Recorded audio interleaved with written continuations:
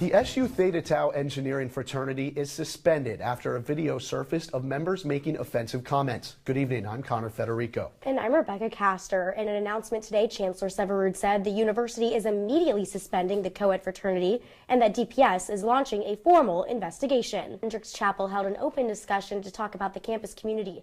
Chancellor Severud was in attendance, as well as DPS Chief Bobby Maldonado. Recently, SA President James Franco sent out an email to the student body with a call to action.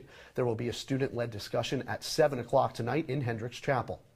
Guys, here outside Ken Severud's house, a protest began at around 6 o'clock, calling for the release of the videos that contain the offensive Theta Tau members. The Daily Orange released the video late last night. The video currently has over 300,000 views. CitrusTV has chosen not to publish the video due to its vulgar and indecent nature.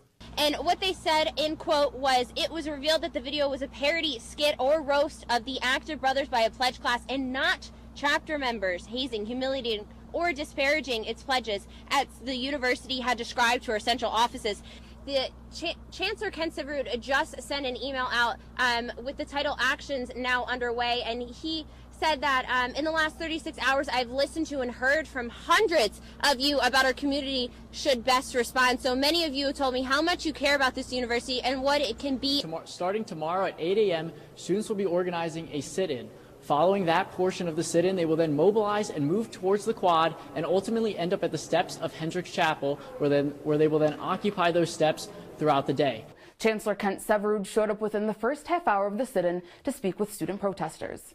I see you, hear you, and I am deeply concerned. That's not what you want to hear. I know you want concrete action. I am working on it. I can't say more than that right now. The lawsuit states that the defendants have repeatedly made false statements against members of Theta Tau by labeling them as, quote, racist, anti-Semitic, homophobic, sexist, and hostile to people with disabilities. The suit argues that these statements are false because they do not provide the context that the video is meant to be satire.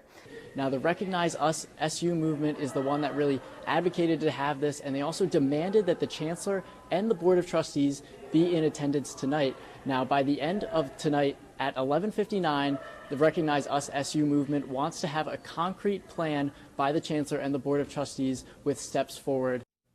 Following the coverage from the spring semester of last year, the fraternity was indefinitely suspended from Syracuse University. Over the past summer, 15 members of the fraternity were suspended from the university for up to 2 years.